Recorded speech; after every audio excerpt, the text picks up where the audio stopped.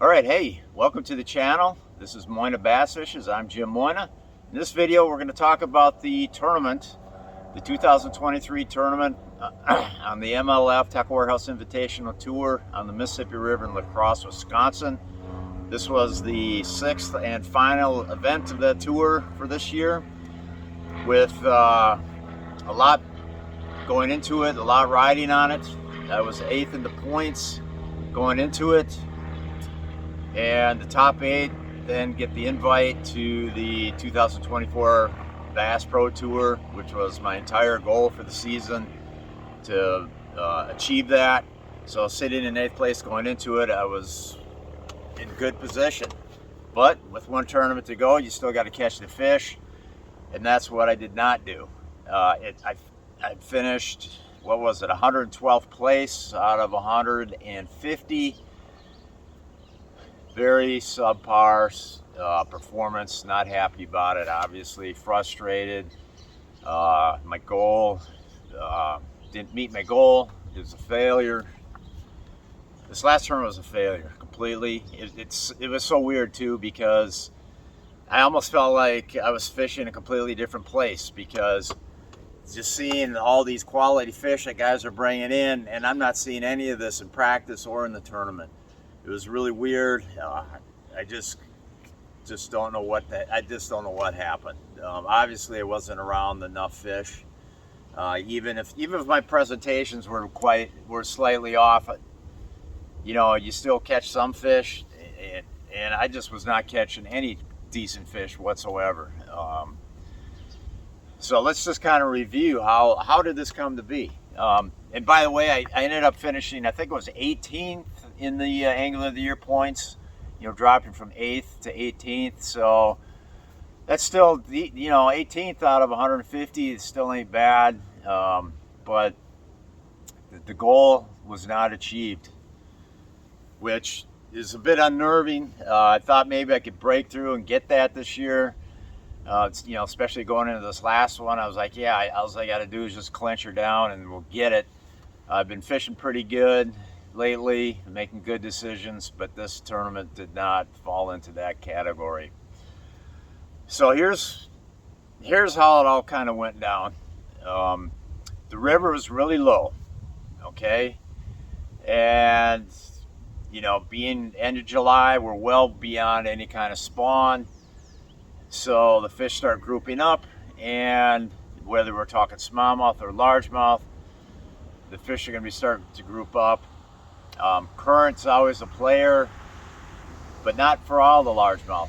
So there's a couple patterns. You can look for the way back in the duckweed kind of patterns for the isolated largemouths, or you can play the current game and possibly run into some big groups of smallmouth or largemouth fish in the current. So I guess my strategy in practice was I looked into well, here's the thing. I was going to run some backwater stuff in the Stoddard area of Pool 8. That was my strategy for day one of practice. So in practice, the first thing I did is I navigated my way out of Goose Island Campground, which I was, moving downstream. And I really hadn't had anything rigged up because I fished a tournament the day before in northern Minnesota, and I didn't really have any rods out yet, and not everything was rigged perfectly the way I wanted it to.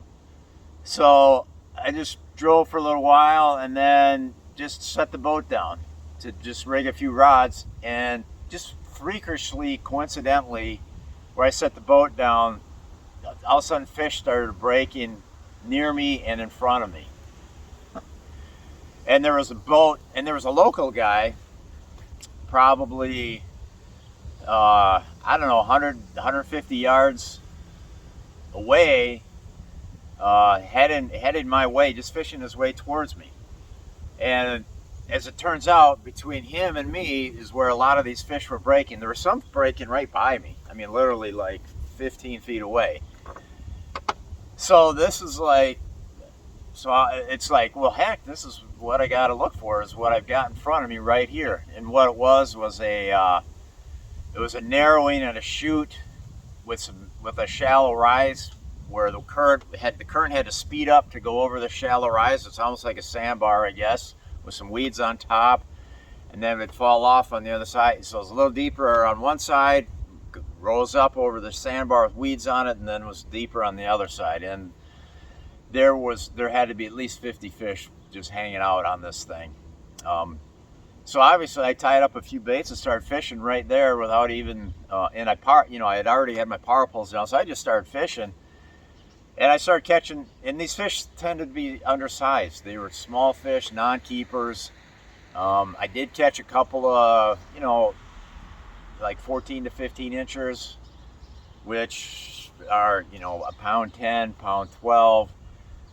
By then, the guy from the other side, he had gotten closer. Now he was fishing these breaking fish, but he was still like 2 long casts away, and the fish were breaking over by him and they're breaking over by me. So it was kind of a large area with a lot of, I wouldn't say large area, but it was definitely a area that could hold 2 or 3 boats, and everybody's casting to their own fish, really. But so it kind of got me thinking, okay, well, we just got to run all these, just got to find these types of areas in these backwaters around Stoddard, and it'll be all set. So over the next 2 days of practice, I fished all around the Stoddard area, fishing eelgrass edges with current, fishing eelgrass edges with no current, fishing upstream eelgrass points, downstream eelgrass points, fishing frogging back in some sloppy stuff, and it was abysmally poor, just extremely poor. I didn't find any more concentrations of fish. I could just find 1 or 2 just barely keepers here and there. It was incredibly poor. And based on what I had found those 2 days, at the end of the first 2 days of practice, I'm telling myself, this ain't it. This is not going to happen. I'm going to finish in 100th place or worse based on what I know so far. So for the 3rd day of practice and final day of practice, I decided I wanted to fish the hardest current that's available. And to me, that told me, well, you got to be somewhere on the main channel probably to find some of that stuff. And that's what I did on the 3rd day of practice. And I ran into 3 really nice smallmouths. I ran into another big concentrations of largemouth, and a few other largemouth here and there. So, and another place where there was a concentration of fish, but those tended to be just keepers. But anyhow, the 3 nice smallies gave me hope that, okay, now, this is what I have to do, is fish main river stuff. And through the course of the day, I'm going to run into some decent large smallies and then some keeper largemouths along the way. Well, as it turned out, the first day of practice, or first day of the tournament, it just didn't go well. I did exactly what I wanted to do, fish main river, so places on the main river, you're looking for sandbars, you're looking for wing dams. That's what I was fishing. And because the wing dams give you that current break, and the current has to run faster to go over the top of it. The sandbar is the same thing. And I caught 7 keepers. None of them were quality. My total was like 9 pounds and a couple ounces, a few ounces, which put me in 117th place. So day 2, I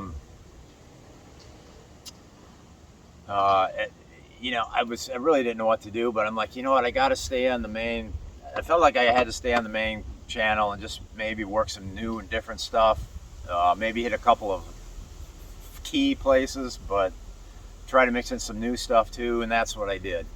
The first place I stopped was where I wanted to stop on day 1, but somebody was there. But on day 2, you know, with a better boat draw on day 2, I got there without anybody there, and this was this was a few miles south of LaCrosse on a wing dam, and I've caught 4 keeper largemouths in maybe an hour there, but none of them were big. They were just a couple line burners and then a couple of like 15 inchers. So, and then the storm hit, and we had a big storm hit. And by the way, I never got to that area in the backwaters of Stoddard, the first big group of fish. And the reason why I didn't is first of all, there weren't any quality fish there, and second of all, like on the first day, I had boat 109 out of the 150. So that took some things out of play. It took like that place in Stoddard. I mean, it was a community. As every time I drove by there, the rest of practice, there was always somebody there. So that told me that's going to be community area, and you're not going to get a choice setup on that spot unless if you got a decent boat number. So with boat 109, I'm like, I'm not even going to try to go there. And that also, boat 109 ruled out some other things. The spillways, okay? Everybody knows about the spillways and the fish that hang out there. And by the spillways, I mean the spillways from pool 7 to pool 8. I mean, I fished there when we had our championship there a few years ago. I fished there part of the time, and there was fish there. But at boat 109, you're not going to get the right setup on the right seam of the current to capitalize on it. So I felt like, with a bad boat draw, I'm better off just fishing other places. So, and that's what I did. So, and the second day I had a better boat draw, boat 42, but I chose to go to that one wing dam where I ended up catching 4, but none of them were that big. And then the storm came in on day 2, and I actually went into a backwater area without any current, and I lost 2. I hadn't fished in there at all. I hadn't practiced. Went in there, had one chase a bait right up to the boat. There's still a chance it could have been a northern, but I really don't think it was, because it tried. It was one of those deals where it tried grabbing the bait, right? It was a Nico rigged worm, and I thought I was done fishing the productive area, and I just started reeling it fast, and as soon as the bait broke the surface, a fish exploded on it right there. It seemed like a bass kind of explosion. Could have been a pike, but it sure seemed like a bass. But then later in that backwater, there was duckweed in there, there was pads in there, there was coontail in there, there was eelgrass in there, and there were these 2 bass that I didn't get a hook in either one of them. The one I just explained, and then the other one, there was a group of pads, or there's a stretch of pads in there where there was some coontail kind of intermixed, but there was spacing in there. A lot of the problem with the eelgrass and the coontail that it can present no spacing. So the fish can't get in it, they have to sit around it. So here are some pads with some spacing in there. So I'm like, okay, this could be a great place to just maybe flip a punching rig and maybe catch a fish out of there. And sure enough, I did hook a decent fish, but it wasn't a really big one. It was a keeper. Probably would have helped my bag.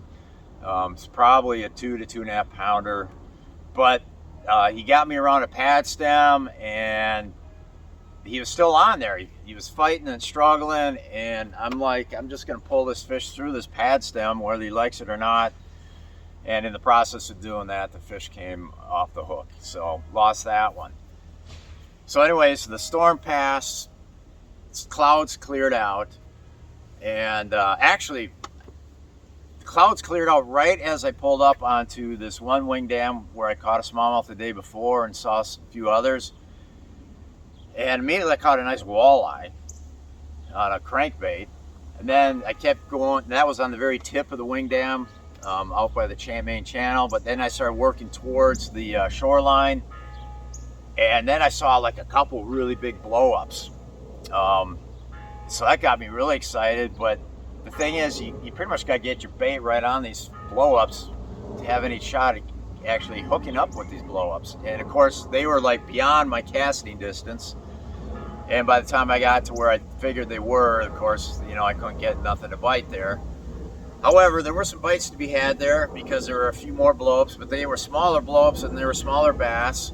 Got to talk with Shaw Grisby because he was coming down a sand break that kind of intercepted this wing dam, and it was interesting talking to him because he's telling me the day before he must have caught like 30 non-keeper or smallmouth off of that spot. And where I caught like one fish off of that spot the day before, and it was a keeper. But of course, the bag I had, 9-something pounds. It wasn't a great keeper. But it's interesting talking to Shaw, and so he kept it on his way down the sand break, and I hung out there, and I ended up catching my 5th keeper the day. It was a smallmouth. And I worked that wing dam a lot, but the clouds cleared out, the sun came up, and really a lot of that surf activity that was happening when I first got there was over, and it seemed like the bite was just done there. Meanwhile, Shaw went down the sand break quite a ways to like the spot where I caught my biggest fish the day before. It was like a 2.5-pound largemouth, and also found some smallmouths there. And Shaw was camped there for the longest time. I mean, I was camped where I was because there was fish where I was, but they were done biting. I couldn't get them no matter what I threw. Nico rigs, top waters, crankbaits, Ned rigs. I couldn't get him to bite. And Shaw, the whole time I'm there milking that out, Shaw's over on that other spot milking. And at one point I heard him, the guy is full of enthusiasm for the sport. That's why Shaw Grisby has the fan base he does, because he's been successful, he's been around, and his enthusiasm and excitement for fishing is it's not matched by many. But so while I'm doing what I'm doing, I just heard this, no! Come. And he's literally like 200 yards away. And at that point, I'm like, uh-oh, man, Shaw must have just ran into a monster and somehow got away, got off the hook or something. But Shaw did all right in the tournament. He cashed a check. I remember seeing that. It was like, I don't know. I can't remember exactly where he finished, like 30-something or somewhere in there, but congrats to him. And but anyways, so then I just kept, on that second day of the tournament, I just kept running sandbars and wing dams, hoping to run into something, and I ended up catching my biggest smallmouth. So I got the call later. It was like a 2.5 to 2.75 pound smallie. So that was a nice one. Caught a few big drum. One sandbar I thought nobody was going to fish.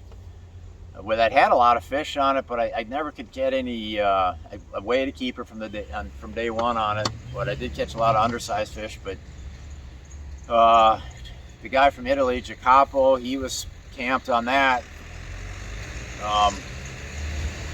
for the rest of the afternoon, as long as I was in that area. Dang it, I didn't think nobody would find that spot, but he did. There's a ton of bait, ton of bait there, and that was the key. If you could find the faster moving water with a lot of shad and a sandbar or wing dam, that was the recipe for finding these groups of fish. And the shad were really small, so the crankbait I was using was a small crankbait. And the top waters, I was alternating between a small popper, but then also the bigger spook type baits, which guys were having success with those bigger spooks, even though the shad were this big. I didn't weigh a fish off the big spook, but guys that finished in the top 5, it did. So anyhow, that was how my day went. Ended up with like a little over 10 pounds. Just never got into the quality fish. Meanwhile, the hot pool apparently was Lake Onalaska up in Pool 7, which I've fished there multiple times in other tournaments, and for this year I decided not to do Pool 7 because it's never carried me to a top 10 finish. So, but that was the place to be. Congratulations to my Bridgeford teammate, Matt Steffen, he won the tournament. He also qualified for the Bass Pro Tour with a good finish there at the end. So congrats to him. That's great to see a teammate to do well, because when any one of my Bridgeford teammates does well, does well for me, because that's just how I feel. Anytime any of us can get some exposure for Bridgeford, that's just, if Luke Clausen does it, that's going to help me. If I do it, that's going to help the rest. It's just, the more we can get Bridgeford out there, the more success our team has at that. That just helps all of us. When one of us does well, that helps all of us. So great job, Matt. Thanks for giving the team a big boost there. And what else do I got to say about this tournament? The crazy lady. Oh my God. Oh my God. So this was when I was this was on day 2, and I was fishing this is my first spot where I caught my 4 keepers. And I was there, I probably fished there for an hour and a half at least. And there was a sailboat parked right on shore, but there were also some tents nearby, but I think that she must have been on the sailboat. And she was, for literally over an hour, like an hour and a half, almost the whole time I was there, she was screaming at the top of her lungs, to the point where she was hoarse and her voice was thrown out. And I probably shouldn't laugh, because the situations people are in life, not everybody's fortunate to be fishing, going out and fishing and winning money fishing. I mean, it's a golden life I have. It's a unique lifestyle I live. I love it. A lot of people would love to enjoy this lifestyle, and I'm very fortunate to have it. So to me, to be laughing at some lady just screaming for an hour and a half, and I never heard another voice the whole time. It was a woman who perhaps was on the phone with somebody, who felt like she had to scream as loud as she can, and the common thing, something that she screamed many times over during the course of that time, was, "You are a liar. I just want to know what's going on." These are the things she was screaming many times over, and then many just things I couldn't understand. But I probably should not.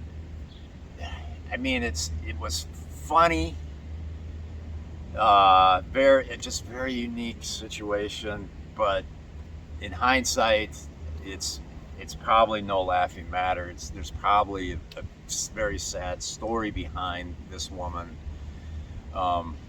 whether it's a mental illness of some kind, or maybe there's a drug addiction or alcohol addiction behind it all. So it could be a very sad, just tragic story behind this woman and her just loud screaming and just the way she was carrying on. So, but it is something that stood out in this tournament. It's one of the memories I'll take away from that tournament for sure. So, anyways, I'm leaving this tournament behind me. It hurts. I mean, my entire goal, I missed my entire goal of making the Bass Pro Tour. So when I was there, I was right there to seize it, and I did not seize it, did not take an opportunity. It brings up other times in my career where I failed to capitalize on an opportunity like that. For example, back in 2012-ish, somewhere in there, when going into the last FLW Tour tournament, I was second in the points, 1 point behind David Dudley in the Angler of the Year race. Had I had a good tournament on Champlain, I would have been Angler of the Year, and that ended up not happening. Ended up having, I think I finished just out of the money. Meanwhile, Dudley won the tournament, but the coincidence, the thing of it was he won. The big reason why he won the tournament is because the fish that he caught on day one, or a lot of them, where he weighed a monster bag, was on the second place that I stopped on that morning. And he had just gotten there, so it wasn't his first stop either. So that, I'll never forget that. Had I started there, it could have been a whole different situation. But anyways, and then there was the other year where I was second in Angler of the Year points going into the last tournament. Again, it was on Champlain, and that was probably like 07, 08-ish, somewhere in there. And again, I mean, I did finish in the money in that tournament, but just on the lower end, like it was like a 45th finish or something, 45th place, something like that. And that year, Anthony Gagliardi won Angler of the Year, so I did not season that. So this year's failure just brings up those memories of failing, and then it brings up the failures of the 4 times the Minnesota Vikings didn't win the Super Bowl. They got in the Super Bowl. The Minnesota Vikings have been in the Super Bowl 4 times and did not seize and win the championship. And it brings up the, it's just, other just local Minnesota sports failures. It brings up, thank God we got the 87 Minnesota Twins and the 1991 Minnesota Twins, the World Series champions. Because Minnesota's had many misses on, big moments in sports. So anyhow, so at this point, and it's not that I approached, I felt like I approached this tournament different, like that time back on Champlain in 2012-ish, where I couldn't sleep. I could not sleep the night before the tournament. I never slept a wink. I was so nervous and running the places and the scenarios through my head of where I should fish. And but it wasn't. That wasn't the case. This tournament in LaCrosse was as big or bigger than that tournament, because it was a career-changing potential tournament where I could advance to the Bass Pro Tour, where there's some more lucrative money at stake. You don't risk as much money and you win more money. So it was just, it was a big tournament here at LaCrosse for me. But I was nervous, but I'd slept the night before. And going into it, I'm like, I'm not going to do like I did last time on Champlain, where I couldn't sleep. I'm just going to go. I'm just going to, I'm nervous, but hey, I'm going to practice hard. I'm going to, but I'm just not going to get all bent out of shape trying to fall asleep. And I got my sleep. So psychologically, I felt like I was in the right place. Just did not put it together at all. It was a big miss on the fishing, big miss. Which shows the weakness I have. I have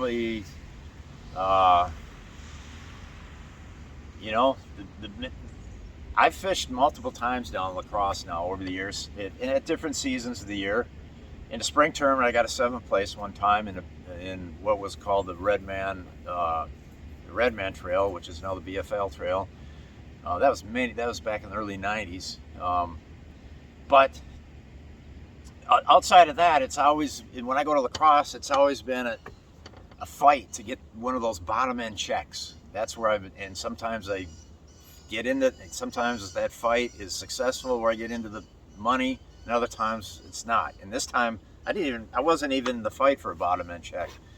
I was just out, so far out. So disappointing. But I've had a few days to just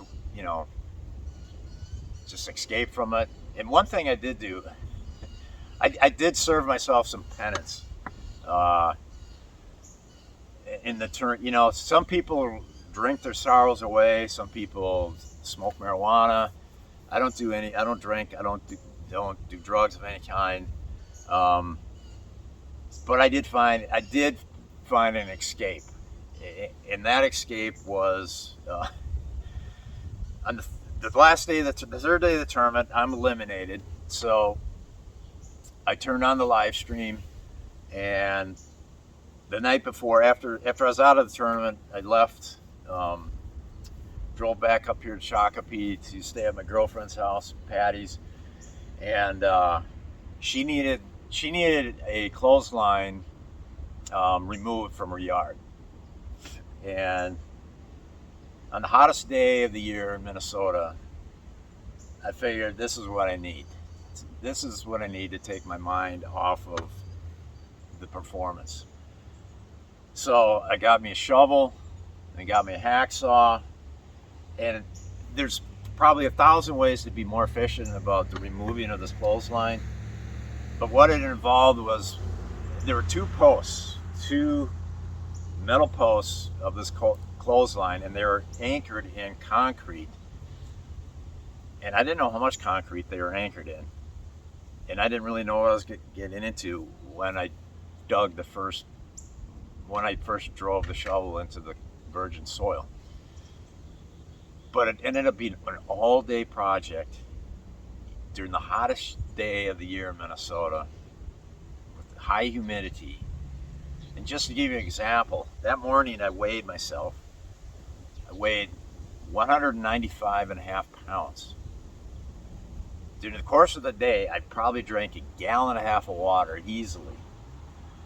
And at the end of the day, I weighed myself again, and I weighed 188 and a half pounds.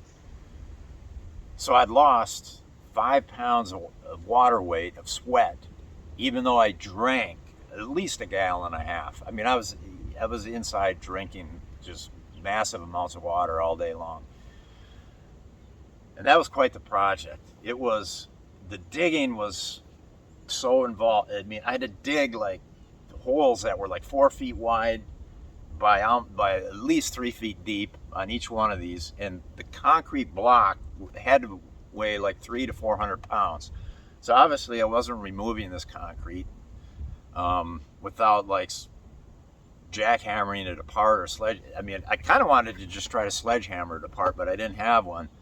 So anyways, I ended up hacksawing off the metal posts, and then digging the hole extra big and pushing the concrete was taller than it was wide, so then I pushed it over and then buried up the 2 holes I made and there's probably like 8 inches of topsoil on top of that concrete. So, but that was my penance. It was a hell of a workout. It took all day to do that. It took all day, and that was after running for 3 miles for 30 minutes in the morning. That was my first thing I did to get back on my exercise program. But then doing all that digging and digging those holes, hacksawing them things, and then I had to hacksaw the whole frame apart to fit in her recycling bin because all the bolts are rusted together and everything. So I probably had to do like 6 hacksaw jobs. But yeah, this has nothing to do with the fishing, but this has to do with the psychological, just trying to escape just the failure of what just went down in my life. I mean, obviously there's worse failures in life for sure. But this is just sharing with you guys. This is how I dealt with it. And I mean, of course, it's the failure still there, but you know, this ain't the first failure in my fishing career. It ain't gonna be the last. So it's just one of those deals where you just move on. Just move on. And the next tournament will be coming up, in no time. It'll be a Champions Tour tournament. Actually in a few weeks, probably at least 3 weeks from now. But anyhow, that's kind of where I'm at. This boat I'm in, this boat was very reliable for me. Thank goodness for that. Had it since, put it into operation in May of 2021. She's going on the selling block soon. Going to be getting into a new boat here as soon as, I mean, my new boat's basically almost ready. So I'll be getting into that, and this one will be going up. It's a Ranger, the Z520, 250 horsepower Mercury, Pro XS, Lowrance Electronics, Nakota Ultrex, totally top of the line tournament grade. So if anybody's interested in this, I will have some pricing on it very soon. So anyhow, thanks for following along with this video. Thanks for following along with my season. For those of you who have been part of that, my season's not over with. It's just got some Champions Tour stuff, and I got the U.S. Open later this year. Bridgeford has decided to have their team come out to the U.S. Open, so I am very happy about that. It's a fun tournament. They moved it to Lake Mojave last year, so that'll be a new one for me instead of Lake Mead, but looking forward to it. So, all right, that's all I got to say for today. Sometimes I can't believe how long I just keep talking like this. So, for these that are still around, thanks for watching. Thanks for being a part of it. Appreciate it. And we'll see you next time. Over.